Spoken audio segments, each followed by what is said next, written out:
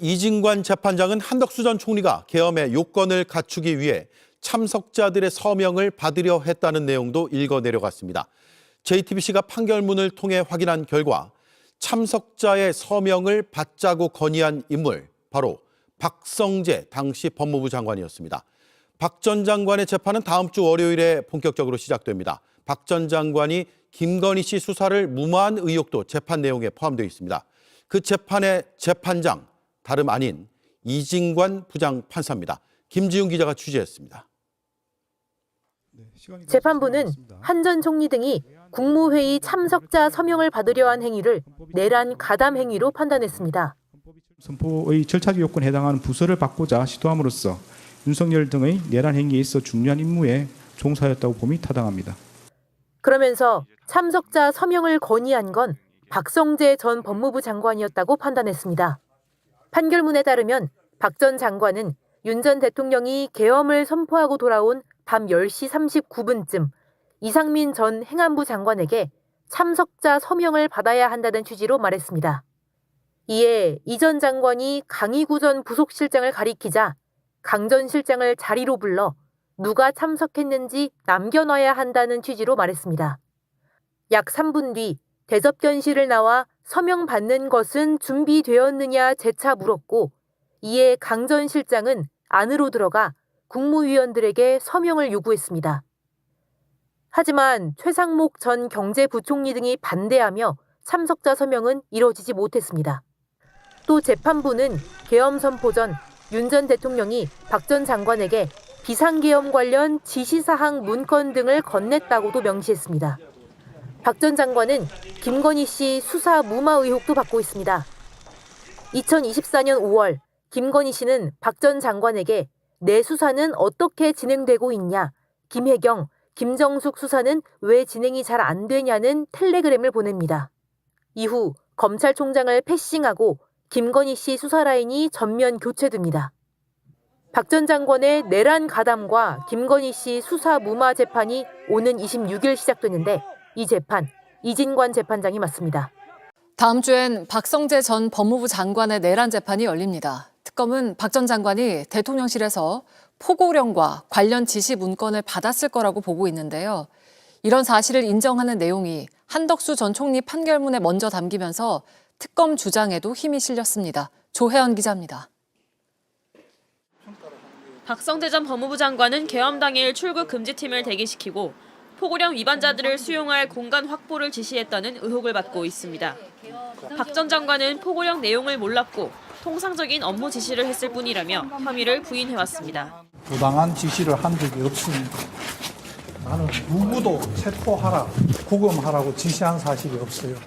하지만 특검은 대통령실 CCTV를 분석해 박 전 장관이 윤 전 대통령으로부터 포고령과 법무부 장관에 대한 지시사항이 적힌 문건을 받았을 거라고 판단했습니다. 오는 26일 박 전 장관의 내란 중요임무 종사 혐의 첫 재판이 열립니다. 한덕수 전 총리에게 징역 23년을 선고한 이진관 재판부가 맡아 진행합니다. 한 전 총리 판결문에는 윤석열 전 대통령이 집무실에서 박성재 전 장관에게 비상계엄 관련 지시사항 문건 등을 건네줬다는 내용이 담겼습니다. 박 전 장관 재판이 시작되기도 전에 특검 주장에 힘이 실린 셈입니다.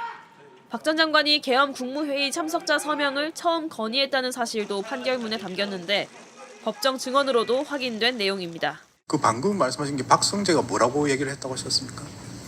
국무회의 서명, 국무위원들 서명을 받을 준비를 하라고 아마 했던 걸로 기억을 합니다. 한 전 총리 판결이 박 전 장관에게 불리하게 작용할 거란 관측이 우세한 가운데 박 전 장관 측이 첫 재판에서 어떤 입장을 밝힐지 주목됩니다. 한덕수 재판이 있었는데 한덕수 잡았으니까 이제 박성재랑 이상민 잡으러 가야 되거든요. 그렇죠. 예, 이 얘기가 별로 요새 안 나오고 있어요. 요거 짧은 시간 안에 잡고 갑니다. 매우 중요합니다. 매우 그래도. 중요합니다. 네. 일단 박성재는 영장 전담 판사들에 의해서 2번이나 구속영장이 기각이 돼서 지금 내란 혐의자임에도 불구하고 밖에 나와 있는 상황입니다. 네. 누가 풀어줬는지 그 얼굴 다시 또 한번 보고 가겠습니다. 네, 두 사람인데요. 박정호 박성재 구속영장 첫 번째 구속영장을 기각을 했고 남세진 판사는 박성재의 2차 구속영장을 기각한 인물입니다. 네. 이거는 뭐 판사 출신이시니까 이거는 진짜 너무너무 심각한 문제 아닙니까? 어떻게 두 차례에 걸쳐서 와 이거를 풀어준단 말입니까? 이거는 정말 심각한데 더 심각한 건 뭐냐? 내란 전담 영장 판사에 대해서는 사법부가 아직도 고민을 하고 있다는 것. 이미 결론이 나 있음에도 불구하고 아직도 바꿀지 말지를 고민한다는 그 사법부. 너무 속상합니다. 네. 동의하는 것으로 끝이하겠습니다. 일가를 가하시네. 되게 꾸짖으셨습니다. 일가를. 네. 그러니까 23년형을 이제 한덕수 전 총리에서 23년형이 선고됐잖아요. 맞습니다. 사실 한덕수도 영장이 기각됐습니다. 네. 그러니까 영장 전담 재판부의 어떤 의식 구조가 저는 굉장히 문제라고 생각하는 거예요. 그러니까 근본적으로. 이번에 이중관 부장판사의 그 판결문을 보면 이 시대에 있어서 계엄이 갖는 의미에 대해서 얘기를 하거든요. 그러니까 저는 영장 전담 판사들이 역사 의식이 진짜 없다고 저는 생각해요. 헌법 의식이 역사 의식이 그렇죠. 전무한 헌법 의식이 거예요. 역사 의식이 없어서 전무야. 전무. 23년형을 받을 사람은 기각을 했단 말이죠. 그러니까 네. 지금 박성재 그것도 그런 맥락으로 보이는데 아마 이중관 부장판사와 같은 어떤 맥락, 진짜 제대로 된 맥락이라면 역시 중형이 선고될 것으로. 네. 그거는 아니, 법적인 관점에서도 내란죄 보호법익에 대한 이해들이 필요하죠. 내란죄의 본질이라는 것이 국가의 존립과 헌법 질서에 대한 그 위협으로부터 지켜내는 것이기 때문에 네. 역사까지 안 가더라도 그렇습니다. 그런 이 내란죄에 대한 충실한 이해, 방어적 민주주의의 관점에서 보면 구체적인 실혜들이 발생하지 않아도 이렇게 엄정한 양형을 선고하는 것이 적절하죠. 영장 전담 판사도 지금 판사회에서 서울중앙지방법을 새로 구성하도록 법이 통과됐지 않았습니까? 네. 그렇게 이행이 돼야 되죠. 네. 아니 이게 박성재를 영장 기각할 때 제일 어이없는 부분은 유법성의 인식에 유법성의 관해 인식. 다툴 여지가 있다라고 그렇죠. 얘기한 부분이에요. 그게 1차예요. 박정호. 네, 네. 대한민국 법무부 장관이라는 자가 유법성의 인식을 내란과 계엄에 관한 유법성의 인식이 없었을 수도 있다라고 생각하는 사람들이거든요. 이 사람들이. 네. 이거는 황당한 일이에요, 진짜. 네. 그다음에 남세진 부장이 2차로 기각을 했는데 그렇습니다. 이 정재욱, 박정호, 이정재는 수원에서부터 이제 뭐 소위 수원 트리오 이렇게 맞습니다. 얘기했던 사람들이고 네. 그나마 남세진이 제일 멀쩡하다. 예, 그렇게 생각했었죠. 얘기하고 기대를 했었죠. 근데 이 부분이 안 그렇기를 바라지만 제가 우려하는 것은 요 영장 전담 4명은 뭐 한동수 변호사님 더 잘 아시지만 자기끼리 서로 의논하거든요. 그렇죠. 그러니까 네, 식사도 같이 같이 얼굴 하고. 보는 사람이 기각한 거를 내가 가서 또 기각하는 거 명구스럽다는 생각으로 만약에 또 이거 또 기각을 했다면 진짜 심각. 이거는 국민이 앞에 있는 게 아니라 전적으로 자기들의 예. 안면이 앞에 있는 그러니까. 행위라서 정말 황당한 일이에요. 이런 자들은 판사할 자격이 없는 겁니다. 공직자의 자격이 없는. 예. 네, 장기적으로 이제 형사 재판에 이제 배심제들이 이제 되는 것이 이제 나라 발전의 미래일 것 같고요. 법리적으로는 내란죄의 모의 참여하고 중요 임무 종사자는 이게 이 별개입니다. 구속 요건 자체가 별개에 이어서 내란의 모의 기획 과정에 참여하지 않더라도 이 내란 범행이 시작되는 거는 10시 23분에 내란 발표하잖아요. 윤석열이. 네. 그때부터 해제될 때까지 한 6시간 후에 그 다음 날 4시까지 범행이 계속되는 내란죄가 범행이 계속되는 거거든요. 그렇습니다. 그 사이 폭동의 과정에서 중요한 역할을 하면은 다 중요 임무 종사자예요. 그렇습니다. 그렇기 때문에 유법성의 인식이라는 거 법리적 관점에서도 사실 잘못된 결정이죠. 그렇습니다. 오해한 결정이죠. 네. 네. 자, 그런데 이 불구속 상태에서 재판받는 박성재 그래도 다행스럽게도 이진관 판사한테 재판을 받습니다. 자, 그러면 이 박성재가 어떤 혐의를 받고 있는지 잠깐 간단하게 굵직한 부분만 좀 살펴보겠습니다. 네, 먼저 강희구 실장에게 국무위원들의 부서, 그러니까 사인이죠. 부서를 받으라고 요구한 것. 네. 두 번째로 내란 직후에 법무부 간부회를 개최한 점. 세 번째 출입국 본부에 출입 금지 팀을 대기 지시한 점.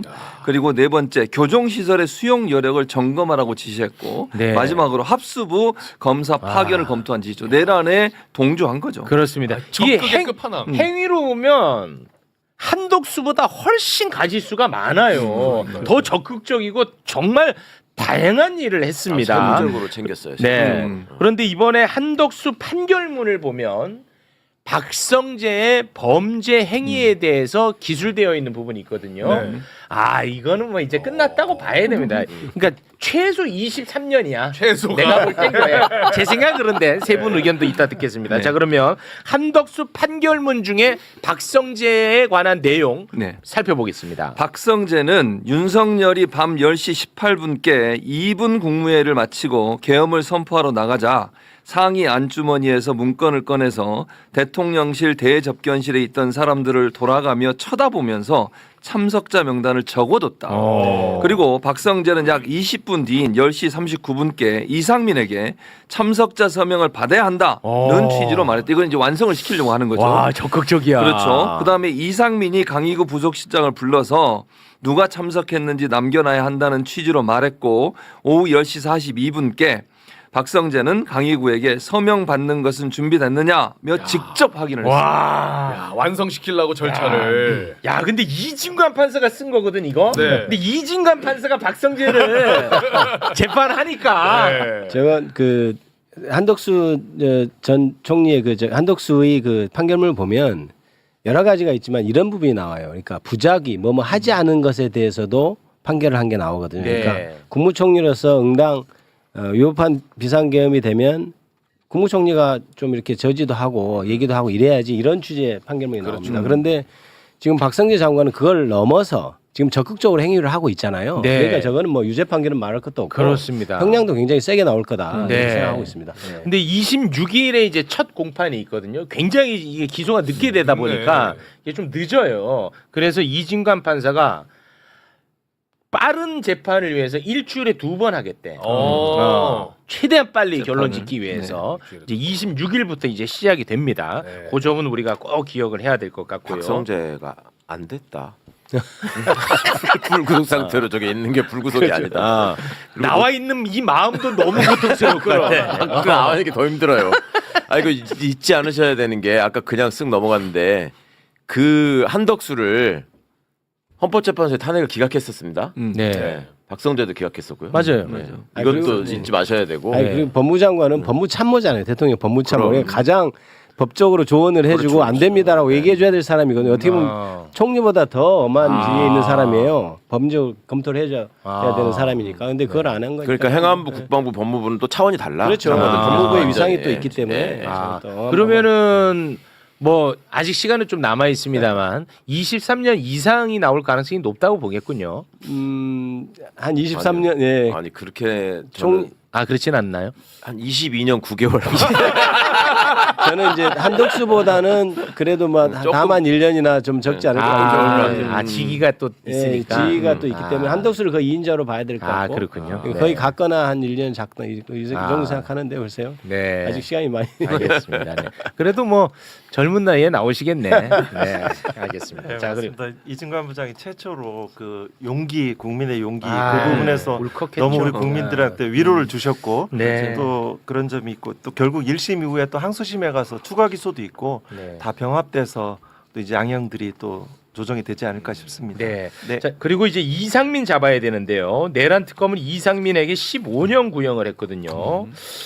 그런데 이상민과 관련된 내용도 한덕수 판결문에 기술되어 있는 게 있습니다. 이것도 이진관 판사가 쓴 거고. 예. 자, 요거 한번 좀 네. 살펴볼까요? 이상민은 12월 3일 밤 9시 13분에 헌법을 검색하고 9시 19분 정부 조직법을 검색했다.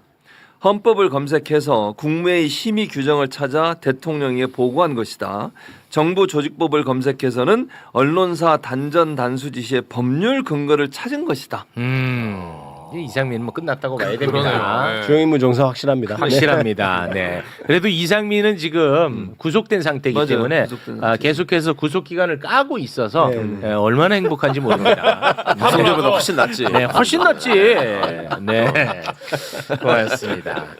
자, 그리고 이진관 판사가 이제 서부지법 폭동에 대한 문제를 또 지적하지 않았습니까? 네네. 그래서 우리가 굉장히 감사했었죠. 맞아요. 그런데 얼마 전에 국민의힘에 입당한 윤어게인 고성국이 이 고성국이가요 이 사람들 앞에서 서부지법 폭동을 옹호하면서 앞으로 나올 재판에 대해서 우리가 마음에 들지 않으면 또 또 한 번의 폭동을 일으켜야 되는 것 아닌가라는 식의 선동적 발언을 하는데 이 법률가 세 분이 나와 계시니까 요거를 제가 이 굉장히 큰 범죄처럼 느껴지는데 세 분은 어떻게 보실지 세 분과 함께 좀 보도록 하겠습니다. 함께 보시죠. 네.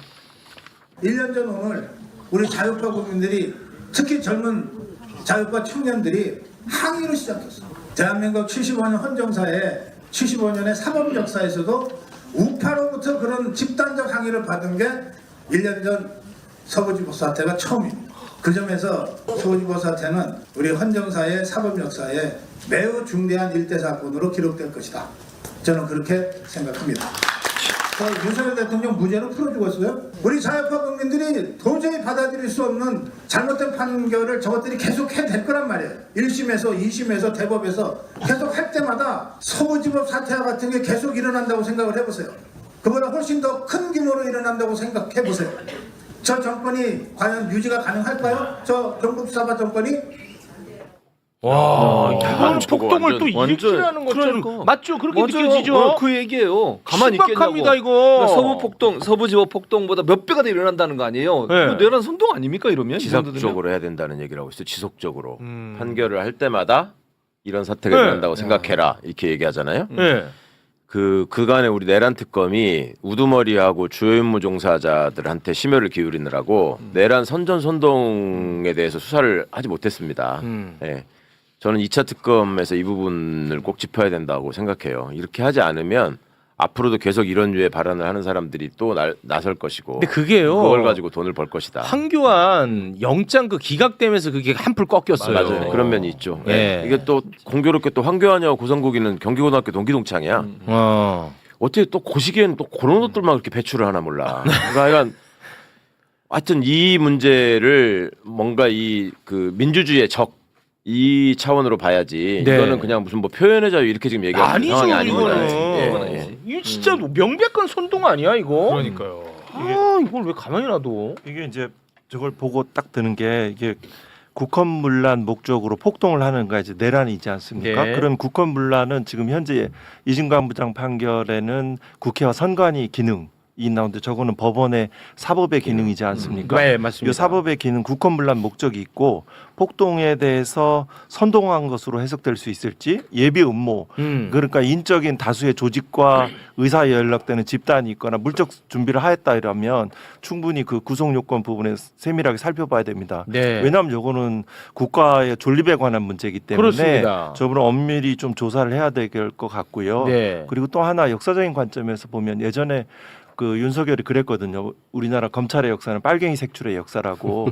그럴수록 저 부분은 기본적으로 빨갱이에 대한 척결의 그런 큰 흐름들을 가지고 있어서 네. 그럴수록 민족의 화해와 우리 한반도의 평화들이 좀 역사적으로 우리가 해결 과제다라는 네. 생각이 들었습니다. 아, 너무 감사합니다. 이 전반부 법적인 이야기만 했어야 되는데요. 아닙니다. 이거 네네. 굉장히 중요한 말씀이에요. 네네. 내란 선전 선동에 해당하는 것 같고요. 뭐 형법 90조에 따르면 3년 이상 이렇게 정해지는 굉장히 엄한 형벌입니다. 그러니까 선전 선동만 해도 실제로 폭동을 일으키지 않아도 처벌되는 범죄이기 때문에 저런 거는 수사돼야 되겠는데요. 네, 그렇죠. 예, 저는 굉장히 엄한 엄해. 그러니까 법원의 기능을 지금 폭력으로 지금 멈추게 하려는 거 그거 자체는 대한민국 존립 기반을 흔드는 거니까 네. 너무 처벌해야 됩니다. 저거. 그렇죠. 일대 사건이죠. 저거는. 네. 최초죠.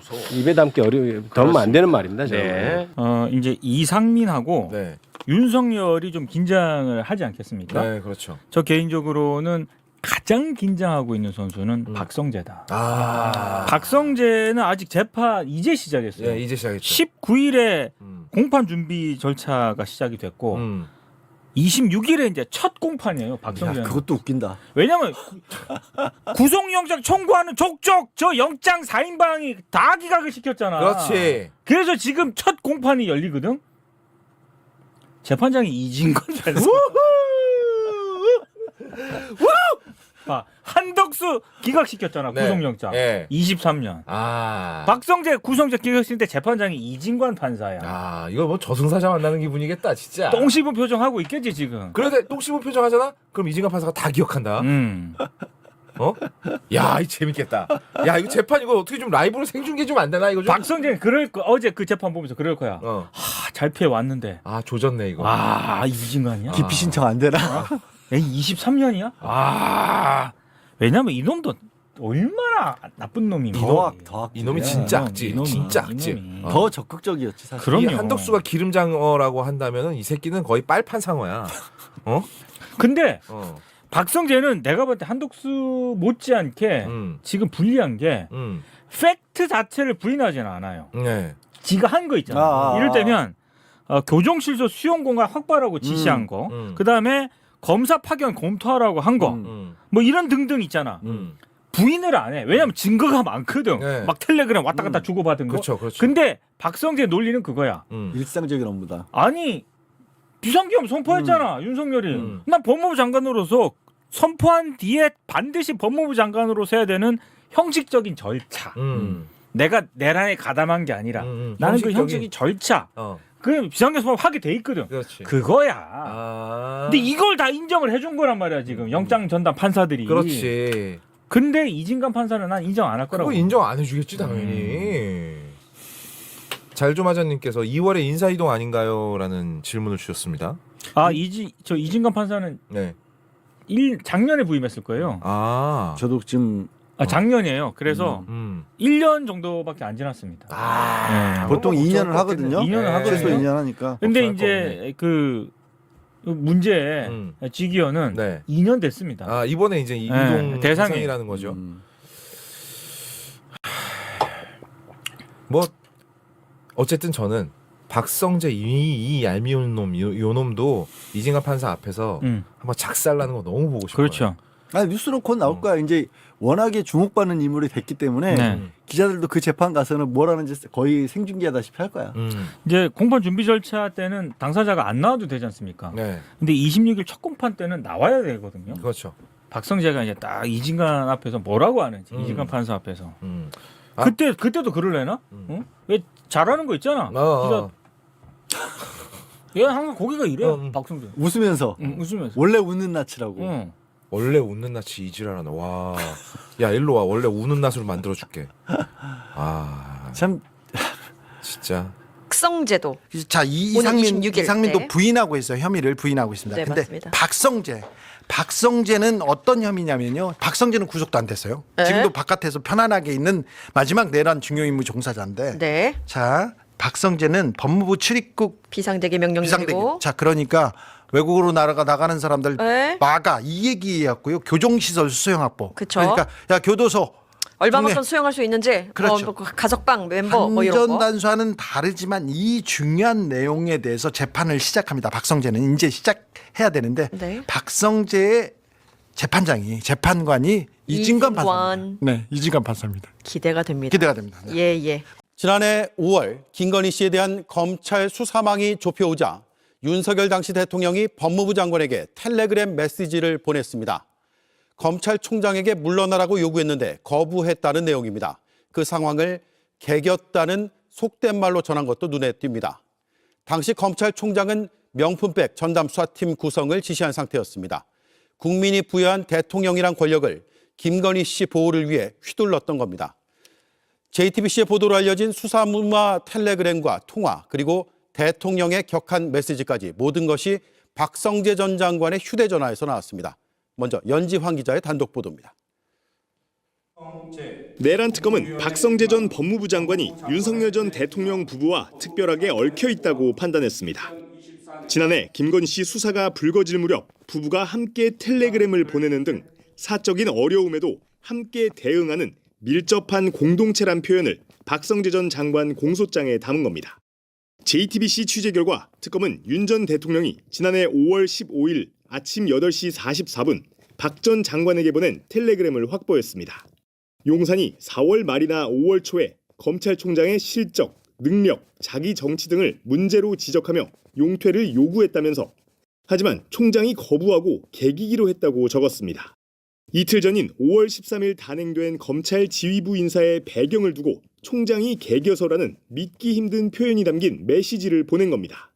이원석 당시 총장이 명품백 전담팀 구성을 지시한 뒤 법무부가 중앙지검 수사 지휘 라인을 전면 교체하는 인사를 했고 이는 총장 패싱 논란으로 이어졌습니다. 같은 해 5월 30일엔 김주연 당시 민정수석도 박 전 장관에게 장관님 인사 실력이 워낙 훌륭해 말끔하게 잘 된 것 같다며 감사 인사까지 보냅니다. 박 전 장관은 당시 인사에 대해 이렇게 얘기했습니다. 이번 검찰 인사 대통령실이 주도했다는 그런 의혹인데 이거 어떻게 생각하십니까? 그건 장관을 너무 무시하시는 말씀 아닙니까? JTBC 연지환입니다. 김건희 씨가 어제 사실상 마지막으로 특검 조사를 받았습니다. 특검은 마치 수사를 지휘하듯이 박성재 전 법무부 장관과 나누었던 텔레그램 메시지를 집중 파고들었습니다. 김 씨는 또 진술을 거부했습니다. 김지윤 기자입니다. 내란 특검은 박성재 전 법무장관을 내란 중요 임무 종사 혐의와 함께 청탁금지법 위반 혐의도 적용해 재판에 넘겼습니다. 2024년 5월 5일 대통령 부인 김건희 씨는 내 수사는 어떻게 되어가냐는 메시지를 법무부 장관에게 보내며 검찰총장이 디올백 사건 전담 수사팀을 구성한 경위가 뭔지 파악해달라는 취지의 텔레그램을 보냈습니다. 박 전 장관은 7시간도 지나지 않아 담당 과장에게 지시해 관련 상황을 보고받았다고 특검은 확인했습니다. 그리고 8일 뒤 검찰총장을 패싱하고 당시 이창수 서울중앙지검장 인사가 이뤄지는 등 수사라인 전체가 교체됩니다. 박지영 내란특검보는 청탁을 수행하기 위해 수사 상황을 확인한 것으로 일반적 업무보고 과정과 다르다며 너무나 부정한 목적과 결탁됐다고 기소 이유를 설명했습니다. 바로 이날 김건희 씨는 김건희 특검에 9번째로 출석했습니다. 김건희 특검 역시 박성재 전 장관과 주고받은 텔레그램에 대해 집중 추궁했습니다. 출석 요구서엔 21g 관저 증축, 해군 선상 파티, 로저 비비의 수수 의혹 등이 대상으로 담겨 5월 김건희 씨에 대한 검찰 수사망이 좁혀오자 윤석열 당시 대통령이 법무부 장관에게 텔레그램 메시지를 보냈습니다. 검찰총장에게 물러나라고 요구했는데 거부했다는 내용입니다. 그 상황을 개겼다는 속된 말로 전한 것도 눈에 띕니다. 당시 검찰총장은 명품백 전담 수사팀 구성을 지시한 상태였습니다. 국민이 부여한 대통령이란 권력을 김건희 씨 보호를 위해 휘둘렀던 겁니다. JTBC의 보도로 알려진 수사무마 텔레그램과 통화 그리고 대통령의 격한 메시지까지 모든 것이 박성재 전 장관의 휴대전화에서 나왔습니다. 먼저 연지환 기자의 단독 보도입니다. 내란 특검은 박성재 전 법무부 장관이 윤석열 전 대통령 부부와 특별하게 얽혀 있다고 판단했습니다. 지난해 김건희 씨 수사가 불거질 무렵 부부가 함께 텔레그램을 보내는 등 사적인 어려움에도 함께 대응하는 밀접한 공동체란 표현을 박성재 전 장관 공소장에 담은 겁니다.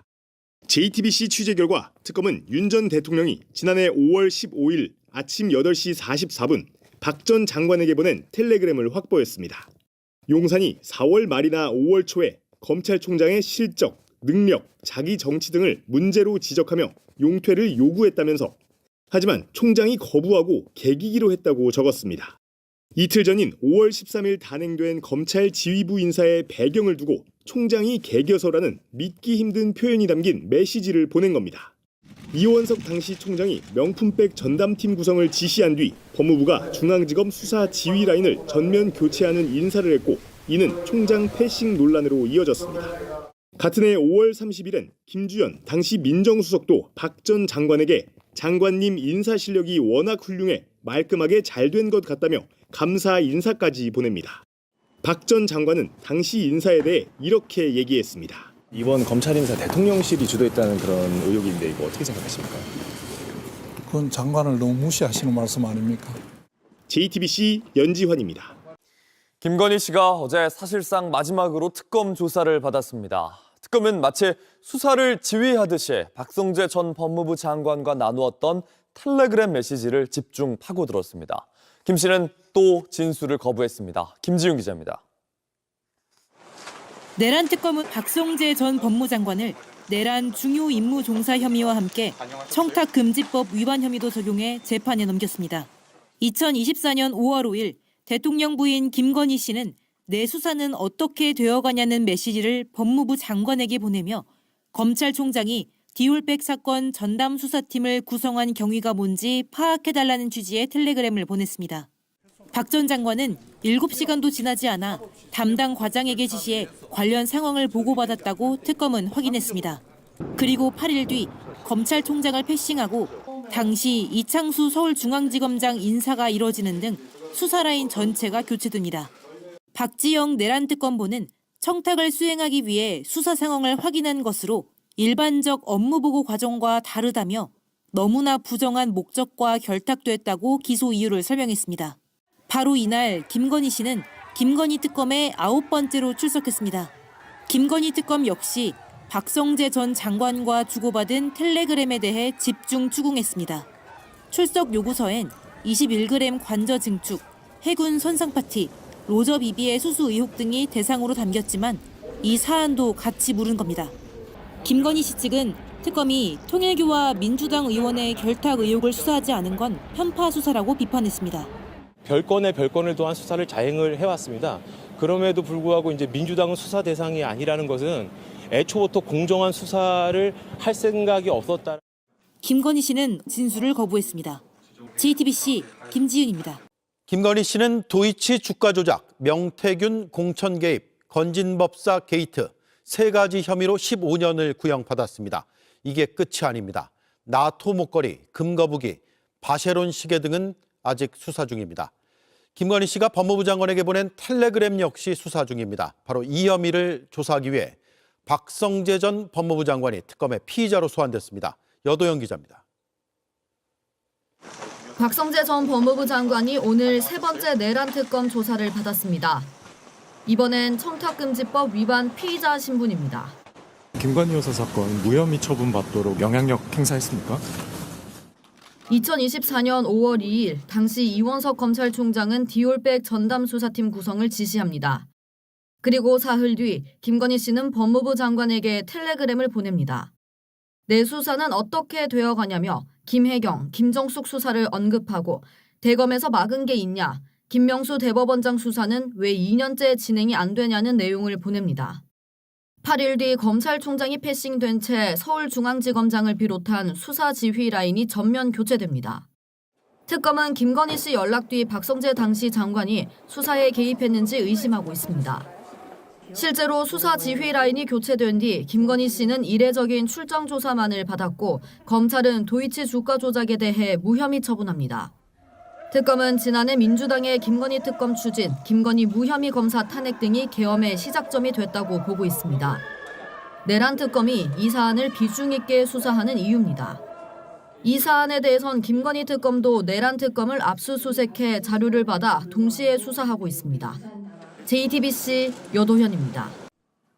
자, 그리고 또 하나의 단독 보도입니다. 김건희 씨 수사의 결정적 대목마다 V0, V1의 연락을 받은 박성재 전 장관에 대한 내용입니다. 내란 특검이 박 전 장관에게 내일 피의자 신분으로 출석하라고 소환을 통보했습니다. 청탁금지법 위반 혐의입니다. 이어서 정수아 기자입니다. 김건희 씨는 지난해 5월 5일 박성재 당시 법무부 장관에게 내 수사는 어떻게 되고 있냐, 대검이 맡고 있냐고 텔레그램을 보냈습니다. 수사를 지휘하듯 검찰 수사팀 구성까지 물었습니다. 김혜경, 김정숙 여사의 수사는 어떻게 되느냐, 김명수 대법원장 수사는 왜 2년째 진행이 안 되냐는 메시지도 포함돼 있습니다. 도이치모터스 주가 조작 무혐의 결정이 나기 일주일 전엔 김건희 수사는 여론재판이란 내용의 윤상현 의원 페북 링크까지 보냈습니다. 윤석열 전 대통령은 김건희 씨 무혐의 결정 당일 법무부 장관에게 불법 수사임을 한동훈이 알고도 사악한 의도로 2년 끌었다며 검찰, 민주당, 언론이 이재명 사법 리스크를 방탄해주고 있다는 메시지를 보냅니다. 내란 특검이 바로 이 사안을 조사하기 위해 박성재 전 법무부 장관에게 내일 나오라고 통보했습니다. 청탁금지법 위반 혐의 피의자 신분입니다. 특검은 박성재 전 장관이 대통령 부부의 연락을 받은 시기, 명태균 공천 개입 의혹 등 김건희 씨와 관련된 사안에 대해 검찰국장 보고를 받은 것으로 파악하고 있습니다. 박 전 장관 측은 취재진에게 텔레그램 메시지는 받았지만 본인 업무가 아니라 김건희 씨에게 답변하지 않았다는 취지로 답했습니다. JTBC 정수아입니다. 김건희 씨가 지난해 5월 박성재 당시 법무부 장관에게 텔레그램을 보냈습니다. 내 수사는 어떻게 되고 있나? 김혜경과 김정숙 수사는 왜 진행이 잘 안 되나? 이런 내용이었습니다. 검찰 내부 상황도 구체적으로 물었습니다.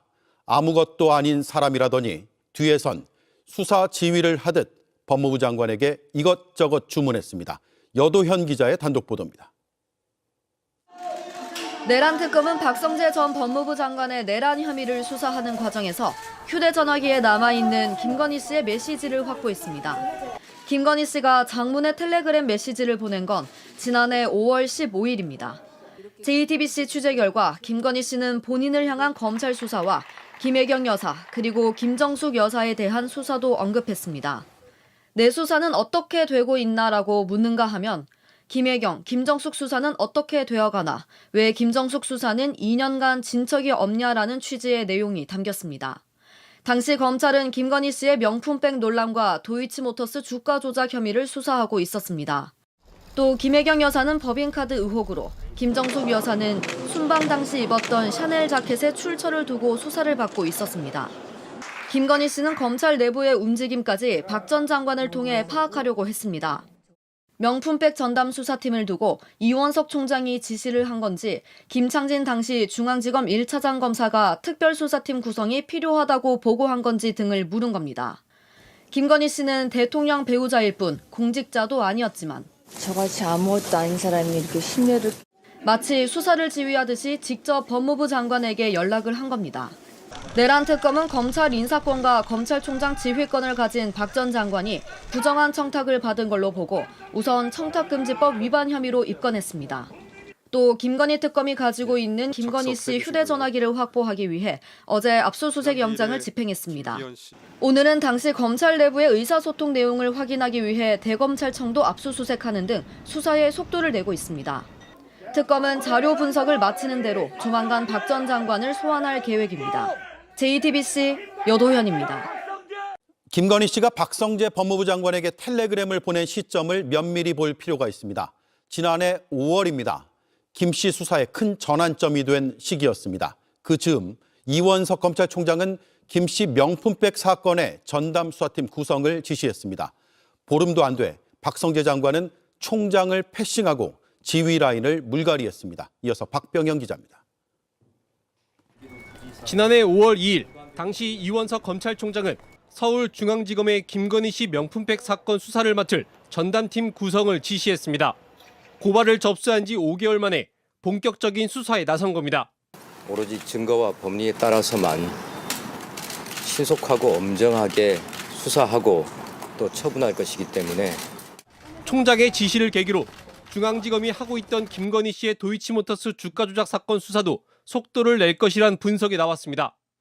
하지만 박성재 전 법무부 장관은 곧바로 검찰 인사를 준비했습니다. 지난해 5월 11일 이 전 총장은 박 전 장관을 만나 인사를 늦춰달라고 요청했지만 이틀 만에 대규모 검사장 인사가 단행됐습니다. 김건희 씨 수사를 지휘하던 중앙지검장과 차장검사도 교체됐습니다. 전담팀 구성을 지시한 지 불과 11일 만에 벌어진 일입니다. 어제 단행된 검사장 인사는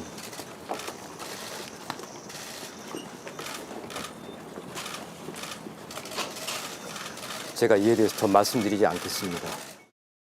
이를 두고 김건희 씨 수사를 막기 위해 지휘 라인을 물갈이했다는 지적이 나왔습니다. 정말 이번 검찰 인사 대통령실이 주도했다는 그런 의혹인데 이거 어떻게 생각하십니까? 그건 장관을 너무 무시하시는 말씀 아닙니까? 이런 일이 벌어진 직후 김건희 씨는 박 전 장관에게 자신에 대한 수사를 묻고 김혜경, 김정숙 여사의 수사 미진을 지적하는 메시지를 보냈습니다. 새로운 중앙지검 지휘 라인이 첫 출근을 하기 바로 전날이었습니다. 박 전 장관은 지난해 7월 도이치모터스 주가 조작 사건의 수사 지휘권을 복구해달라는 이원석 전 검찰총장의 요청도 거부했습니다. 결국 새로운 중앙지검 지휘부는 김건희 씨를 출장 조사한 뒤 명품백 사건과 주가 조작 사건 모두 무혐의 처분했습니다. JTBC 박병현입니다. 네, 지휘권자도 아닌 사람이 더욱이 자신에 대한 수사에 대해서 법무부 장관에게 직접 연락한 사실이 드러났습니다. 파장이 클 것 같습니다. 이 사안을 취재 중인 박병영 기자가 나와 있습니다. 이 정도면 전횡 아닙니까? 예, 그 법무부 장관에게 직접 연락을 해서 이 수사가 미진하다라고 질책을 할 수 있는 사람은 사실상 대통령밖에 없습니다. 예. 그런데 스스로 아무것도 아닌 사람이라고 말했던 김건희 씨가 그 일을 한 겁니다. 더욱이 자신에 대한 수사를 직접 물었다는 점에서 더 큰 문제가 있습니다. 대통령 배우자란 이유로 전횡을 했다는 지적이 나오는 이유입니다. 예. 그런데 김건희 씨의 압박 내지는 질책이 결과적으로는 실현이 된 것 아닙니까? 맞습니다. 앞서 전해드렸지만 메시지를 보낸 때는 김건희 씨 수사를 두고 검찰이 크게 동요하던 때입니다. 먼저 검찰총장이 이 명품백 전담팀 구성을 한 지 얼마 안 돼 중앙지검 지휘 라인이 모두 물갈이 됐습니다. 검찰총장을 패싱한 채 이뤄진 인사였는데 이 새로운 중앙지검 지휘 라인은 이때 검찰총장의 사전 보고도 없이 김건희 씨를 검찰청이 아닌 제3의 장소에서 불러 출장 조사를 했습니다. 이때 검사들은 조사 전에 휴대전화까지 반납했고 황제 조사란 지적도 나왔습니다. 예. 대통령 부인 조사 과정에서 이러한 원칙이 지켜지지 않았고 결과적으로 국민들과의 약속을 지키지 못하였습니다. 국민들께 깊이 사과드립니다. 김건희 씨는 명품백과 도이치 주가 조작 사건 모두 무혐의 처분을 받았습니다. 네. 또 하나는 김건희 씨가 김정숙 여사의 경우는 수사 미진을 질책했다는 건데 그 뒤에 이 수사는 어떻게 진행이 됐습니까? 그 김정숙 여사가 해외 순방 때 입은 샤넬 자켓의 출처를 두고 검찰에 고발 사건이 있었습니다. 김건희 씨가 박성재 전 장관에게 수사 미진을 질타하고 바로 다음 달 중앙지검은 사건을 다른 부서에 재배당했습니다. 그러고 나서 대대적인 수사가 이루어졌는데 관련자들 줄 소환이 이루어졌습니다. 먼저 샤넬 재킷을 만든 디자이너를 소환했고 문체부, 외교부, 주 인도 대사관 관계자까지 줄줄이 검찰에 불려나갔습니다. 박성재 전 장관이 강행한 인사를 통해 새롭게 임명된 중앙지검 지휘 라인이 수사를 맡으며 벌어진 일입니다. 다만 김건희 씨 메시지를 받은 박 전 장관의 뜻이 이것에 반영됐는지는 좀 더 확인이 필요합니다. 네. 그렇다면 메시지를 받은 박 전 장관은 김건희 씨한테 답을 보냈습니까? 저희 취재 결과로는 박성재 장관은 김건희 씨에게 답장을 보낸 건 아직 확인되지 않았습니다. 다만 이 메시지가 텔레그램을 통해 보내진 만큼 다른 방법으로 김건희 씨와 소통을 했는지는 추가 조사가 필요합니다. 네. 자, 이 사건을 내란 특검이 수사를 하고 있다는 게 눈에 띄네요. 내란 특검은 윤석열 전 대통령이 계엄을 선포한 배경에 김건희 씨에 대한 검찰 수사가 있는 것으로 보고 있습니다. 김건희 씨 의혹으로 점점 코너에 몰리고 특검 압박이 더해지자 계엄을 선택한 것으로 의심하고 있는 겁니다. 실제로 오늘 내란 특검은 계엄의 동기와 관련해서 박성재 전 장관의 의혹을 들여다보고 있다라고 설명을 했습니다. 김건희 씨가 본인 수사와 관련해 박성재 전 장관에게 직접 연락을 한 건 계엄 7개월 전입니다. 내란 특검은 이 경위를 확인하는 게 계엄의 동기를 규명하는 단서가 된다고 판단하고 있습니다. 네. 계엄의 동기 중에 김건희 씨와 관련된 것도 있을 수 있다라고도 해석이 되는데 사실관계를 추가 취재해야겠군요. 잘 들었습니다.